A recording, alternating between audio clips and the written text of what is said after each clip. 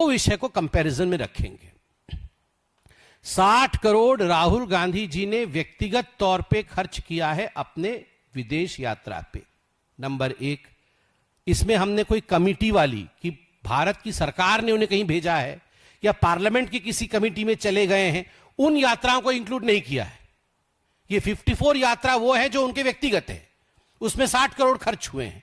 अब उसमें हमारे पास यहां पर फॉर्म 26, जब कोई एमपी चुनाव लड़ता है या एमएलए चुनाव लड़ता है तो वह एफिडेविट सबमिट करता है। नॉमिनेशन के समय एफिडेविट में फॉर्म 26 भी सबमिट होता है, और जब फॉर्म 26 सबमिट होता है तो आप अपनी आमदनी भी डिक्लेयर करते हैं। पहले जो एफिडेविट होता था 2013-14 के चुनाव से पहले, उस समय वो कॉलम आपकी आमदनी की नहीं होती थी।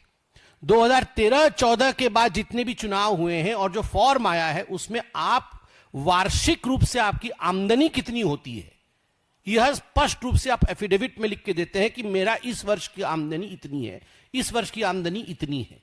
तो ये आमदनी आप लिख के देते हैं। तो हमारे पास राहुल गांधी जी के बैक टू बैक 2013-14 से 2022-23 तक असेसमेंट ईयर 2013-14 से असेसमेंट ईयर 2022-23 तक का जब वो चुनाव लड़े, क्योंकि लास्ट चुनाव 24 का था और 24 के चुनाव के लिए 22-23 का उन्होंने अपना इनकम दिखाया है, तो कंटिन्यूअस 10 वर्ष के उनका आमदनी प्रत्येक वर्ष 10 वर्षों तक वो कितना अर्न करते रहे वो हमारे पास डिटेल है, क्योंकि ये पब्लिक डोमेन में है, आप भी निकाल सकते हैं। तो कितना उन्होंने अर्न किया कुल मिलाकर के 10 वर्षों में, विगत 10 वर्षों में 10 असेसमेंट ईयर में राहुल गांधी